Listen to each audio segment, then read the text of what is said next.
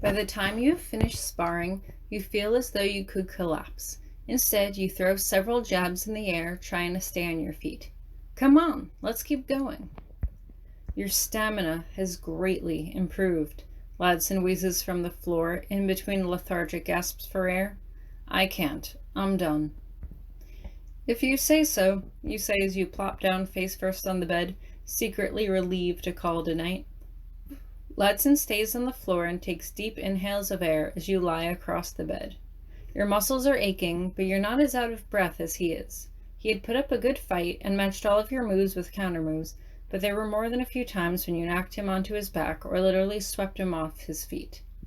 Kylo had always seemed one step ahead of you, but that was because he was Kylo. It was good to know that you could probably defend yourself against a novice-level stormtrooper, although you couldn't be sure if Ladson was going easy on you. You peek at him from the edge of the bed. His face was red, and there were rivulets of sweat dripping down from his hairline. No, he definitely looked like he had been trying. So how'd I do, you ask? Better? Am I a force to be reckoned with? Maybe they should put you in the armor, he says, because you're much better than me. Only because all I do is train day in and day out, you tell him. Seriously, that's all I do here. I'm pretty much alone all day, so all I do is work out and train for like 8 hours a day. Well, at least you're dedicated, Ladson says as he sits up. I should probably get to bed, though. Are you leaving? You ask him nervously. You don't want him to go. It's not just because you're concerned about Hux coming in. Now that you had finally found Ladson, you didn't want him to leave. You knew he would go back off to do whatever it was he had to do when Kylo came back, but that was something you didn't really want to think about. I'll be on the couch, Ladson says. Remember, I'm supposed to be your bodyguard. Oh, some bodyguard you are, you tease. You just got yourself all tuckered out. If anyone did come through that door, there'd be no one to protect me. You would just collapse at your feet. Do you expect anyone? Ladson asks. No, the only person who I think wants me dead is Hux, you tell him. What would you do if he did come in and try to kill me? Would you follow your orders to protect me, or would you follow his orders and let him do it? Pray that I'll never be put in such a position, Ladson says dryly. Push, you mutter, because there is nothing else to say. Ladson literally crawls out of the room on his hands and knees, and you can hear him groan as he eases himself onto the couch. You laugh quietly to yourself, but don't move from where you're stretched out across the bed. It feels strange without Kylo there, and you never thought you'd be able to say that, but you missed him. Slowly, you pull yourself into a seated position before you roll over onto your side, trying to get comfortable. It was weird sleeping on the pillow. It was too soft, and you just couldn't get comfortable. Lately, you had been sleeping on Kylo's shoulder, or his arm, or you woke up between his legs with your head resting on his stomach. That had been an interesting way to wake up, but not altogether unpleasant. You smirk at the recollection, but you couldn't help but feel a pang in your chest. You missed him, and you weren't quite sure how to feel about it. I love you. You mouth the words as you brush your fingers along his side of the bed where he was supposed to be sleeping beside you. Did you really love him, or did you just feel connected to him because of whatever bond had developed between you? You close your eyes and try to picture his face. You don't see his mask. Instead, you picture how he looks when he's sleeping, eyes shut, lips slightly parted, hair mussed from whatever physical exploits you two had been up to that night. Your relationship wasn't all physical, of course. There were times when you would fall asleep listening to his deep voice talk about the First Order and what they were trying to accomplish, but he still remained guarded, sharing very little personal information about himself. You knew him only by his actions towards you. Could you really love someone without knowing their past?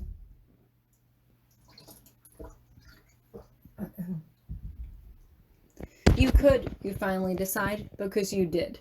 You had stopped foolishly trying to think of him as an evil person. Yes, some people saw him as evil, but the world wasn't so black and white. It existed in shades of gray. You had known that. You had always known that. And yet, for some reason, you had been so determined to think of Kylo Ren in absolutes. For some reason, you were fixated on the notion that Kylo had to exist on either end of the spectrum. Was he good, or was he bad? Was he the villain, or the hero? Could you trust him or not? Did you love him or not? Well, that last one was a little different. You didn't love someone just a little bit. If you were going to love someone, you threw yourself into them, holding nothing back. You were always cautious and reserved around strangers, but once you felt you knew someone, really knew someone, you would do anything for them. Just like Sadie or Latson. But not Shane? You bite your lip and think it over. True, you had never really been friends with Shane, but didn't you have a responsibility to try to help him? Latson didn't think so. Was he right? Was it really every man for himself? Latson was your only friend right now, and yet it almost bothered you the way he said that he was staying to protect you. It was the same kind of possessive protectiveness that you had seen in Kylo when you had first moved into his room. You mull it over in your head. Was that why Latson was your best friend? Was it because some parts of him reminded you of Kylo, and vice versa? You shake your head and try to dispel the notion. No, the fact that there were people who cared about you enough to put their lives on the line for you just meant that you were lucky. In fact, it said more about the type of world that you lived in than it said about the choice of company you kept.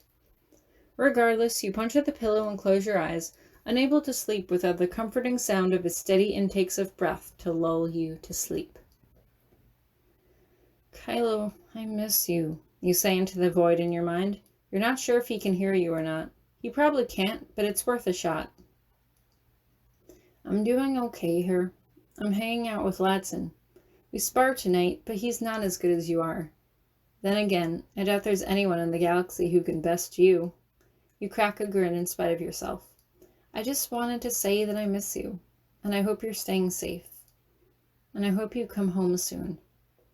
You blink and sit up immediately. Home?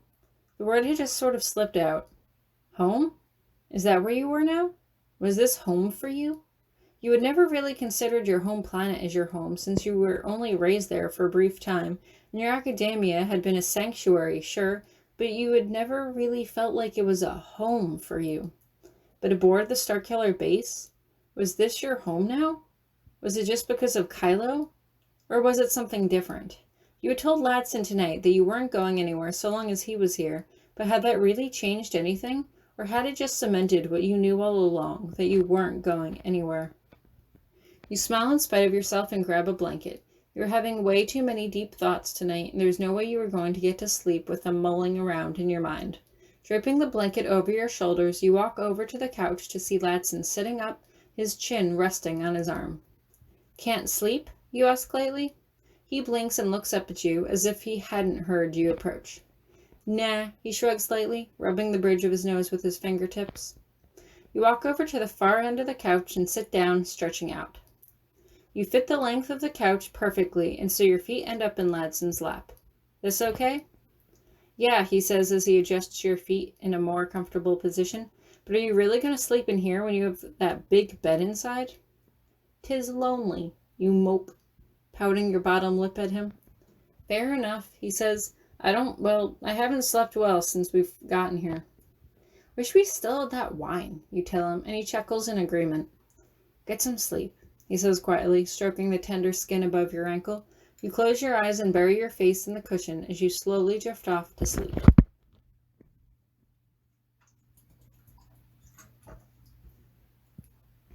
You both sleep in that morning and are awakened only by the sound of a stormtrooper knocking on the door to deliver your meals. He has 2 plates with him, and you're thankful that you don't have to share. Kylo Ren had a fully furnished kitchen, and yet it was completely bare, considering he never ate there.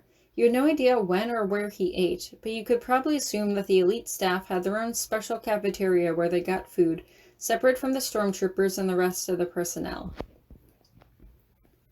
Would you ever want to cook? Latson asks over what you could only call brunch. You're sitting with him at the breakfast bar, shoulder to shoulder, just like old times. I don't know, you reply honestly. I mean, I've thought about it. You hit his arm lightly. See, this is why we need to find Shane. I could hire him on as Kylo Ren's private chef. Latson just shakes his head. The food wasn't that good.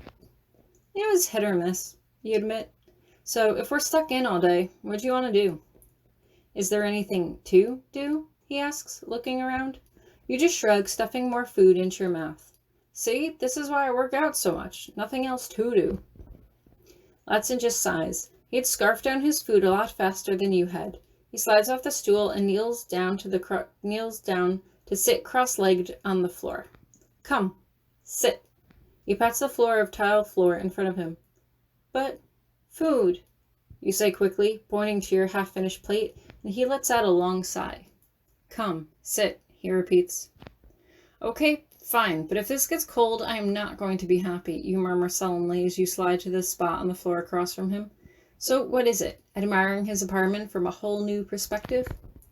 You remember what I said yesterday? Ladson asks. Every word, you reply. You don't need to remind me or be specific or anything. I know exactly what you're talking about. I am that good. Are you? He asks, and you tilt your head to the side. Okay, give me the context, you sigh. So I literally don't know anything about the Force, Ladson says, and I know what I said yesterday, but I changed my mind. You're, I don't know, stronger now. And you had this revelation while I was kicking your butt last night? You asked teasingly. Shush, he says firmly. So I remember everything that B said when we were in that cell. Taro really put a mental shield in your head to block Kylo Ren from getting in? That he did, you reply firmly. But, yes, it's gone now, you say with a sigh. I tried rebuilding it, but Kylo's stronger than me. A lot stronger. He can just go, boom, and it's down. Ladson looks you over. Does he do that mind thing to you a lot? Not a lot, you say with a shrug. Like 3 times? Maybe 4? You see Ladson visibly wince. You too, huh? Twice now, Ladson says. It's absolutely terrible. It's like your brain is literally popping in your skull.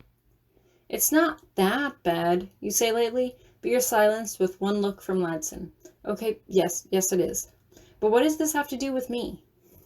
Well, if you have the Force, then you should be able to do that too, right? He asks. You stare at him, shaking your head side to side so rapidly your hair flies in your face. Oh, come on, it's worth a shot. No, I can't do it, you tell him. If I can't even build a wall, how am I supposed to get into your head? Because building a wall is passive, right? He asks. I mean, it takes time and patience, and you're not a patient person. Gee, thanks, you say bitterly. It's true, though, he insists. I don't know, but I feel like building a wall would require you to just sit there for literally hours on end with little progress. Reading someone's mind is more aggressive, though, right? It's more forceful, like you have to do something. Like throwing a punch, you murmur. He had a point. But you just said you don't know anything about the Force. I'm speculating, he admits, but isn't it worth a shot? I remember when you reached out to Taro with your mind back when... Actually, I reached out to Kylo Ren, you tell him sheepishly. Not Taro. Ladson sighs and rubs at his forehead with one hand. Okay, but see, doesn't that prove my point? If you could reach out to him, then you can probably do other things too. You just need to practice. You blow out a deep exhale. Okay, then, if we're going to do this, then let's do this. You hold your hands out in front of you, then let them drop into your lap. No, sorry, I can't. I can't do this. I don't want to hurt you. Don't worry about that, Ladson says dismissively. It might not even hurt when you do it. Just give it a shot.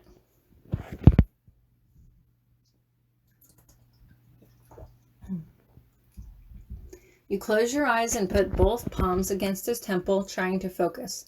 You close your eyes and gaze into the immense blackness behind your eyelids. You had been able to get into Kylo's mind a little bit when he was viewing your memories, but all you had been able to do was read his emotions. Even still, he had already opened the connection at that point. How were you supposed to be able to open it? You try to envision yourself walking through the darkness in your mind as if down a long corridor before you finally reach a door that looks much like one of the ones you would find on the Starkiller Base. Slowly, you raise your fist to the level of your eye and knock. Ow! Ladson says, and you drop your hand sharply. I did it? You ask, barely able to contain the excitement in your voice. I really did it? Did what? Ladson asks, massaging his temples with his fingertips. You were squeezing the life out of my skull. I thought my eyes were about to pop out of my sockets. Oh. You close your eyes, unable to conceal your disappointment.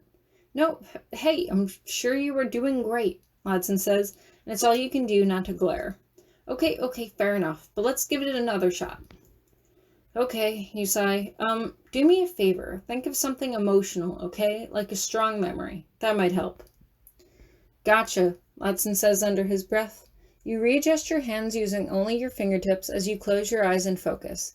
You stare into the blackness behind your eyelids and wait until you feel as though a path opens up in front of you.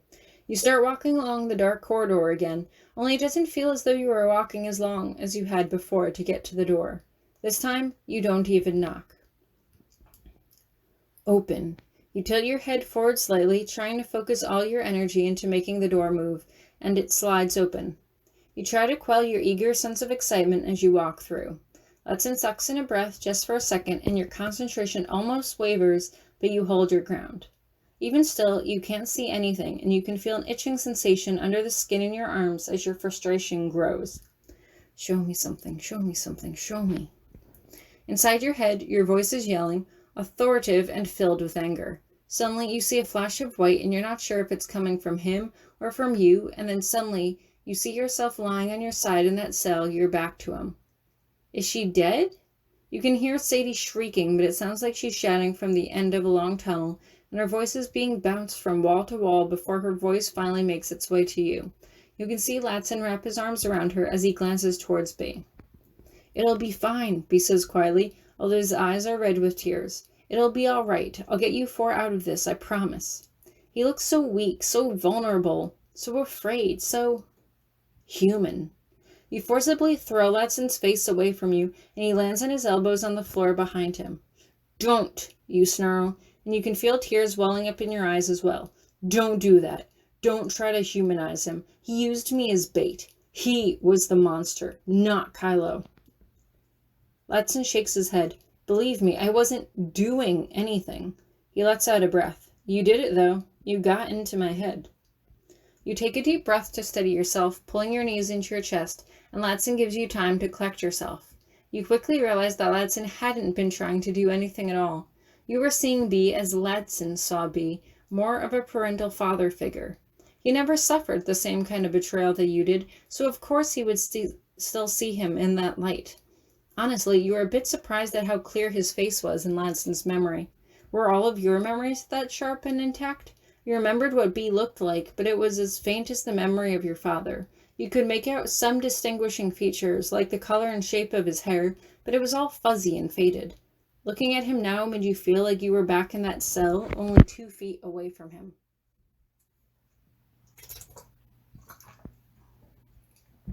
Do you want to try again? Latson asks quietly. Maybe we should stay away from the emotional stuff. I thought that if you remembered being in that cell too... No, you say quickly. No, it was a good plan, and hey, it worked, so yay. Your shoulders slump. You should be happy that you were able to do it, but suddenly you were just too burdened to care.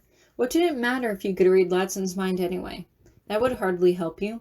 You didn't get to see anyone but Kylo day in and day out, and you couldn't practice on him. He was too strong for you, and it wasn't like there was just a surplus of willing volunteers to practice on. What good was it developing a skill if you would never use it? We could try other things, Latson offers. Like, what else can Ren do with the Force? Well, you say softly, I think he can use it to control matter, like push and pull things. You think about it. And he can make things stay in place. Like if you're walking towards me, I can make you stop. So let's try that, Latson says as he gets to his feet, extending a hand to help you up.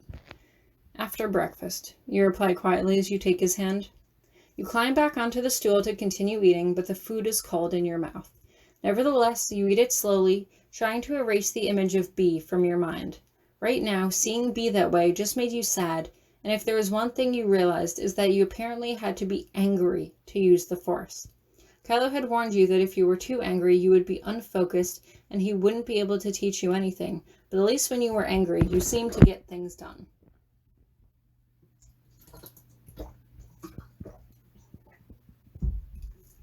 Regardless, you spent the day trying to use the Force without much success.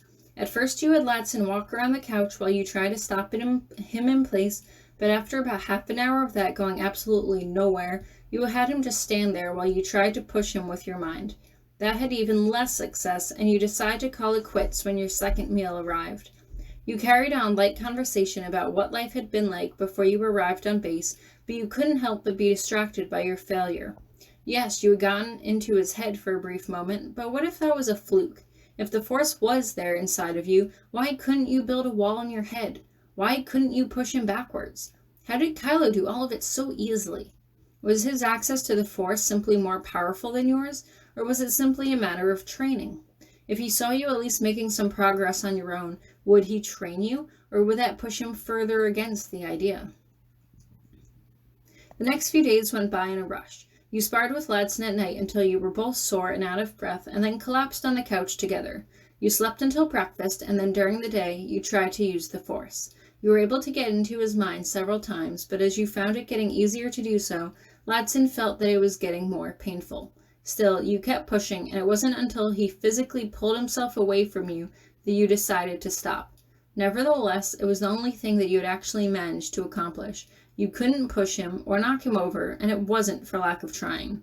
You had done everything to try to make yourself angry, even thinking about the way Hux had treated Sadie, but it didn't do you any good. You couldn't push him. It looked like the only thing you could really do with the Force was get inside people's heads, and even then, you had to sit there and concentrate really hard while they were a willing participant. You couldn't imagine when that would come in handy.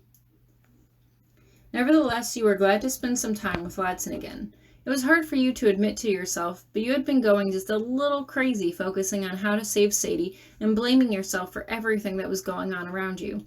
Kylo was right. You had been getting swept up in your anger, consumed by it, but you couldn't be sure why it was suddenly alleviated now. Was spending time with Ladson causing you to feel like your old self again? Or was it because Kylo was away? You knew that you were connected, bonded, and you had always known that his turbulent moods had an impact on you one way or the other, but were you actually absorbing his negative energy? Was his rage fueling your anger? How could you protect yourself from it? The only way you could put a damper on it, besides the physical distance, of course, was to reconstruct the wall in your head. At least when Ladson went back to work, you would have time to reconstruct that wall. And who knew, maybe while you were practicing on Ladson, the Force may have built up enough of a charge within you to make the wall building at least a little bit easier. That was what you had planned on, anyway. The days had all bled into each other, and you had no idea when Kylo was returning, so you carried on each day as you had the day before. One night, you were back in the bedroom, sparring, each of you tired and aching, but still giving it your all. "Come on," you urged as you punched his shoulder. He tries to grab your arm and twist it to the side, but you spin around and pull and twist your knee up to your side, thrusting it into his abdomen. "You have such damn long legs," he says, managing to catch your ankle before you can pull your foot away. "I can't help it," you say as you struggle to pull away. You're standing on one foot with nothing to grab onto for balance, while he holds your ankle into his hands. You try to kick up, trying to kick him in the shin, but he darts his head to the side and you keep his grip and keeps his grip firm. Frustrated and exhausted, you decide to just let yourself fall backwards, letting him fall in a heap on top of you. "Ow!" he cries out.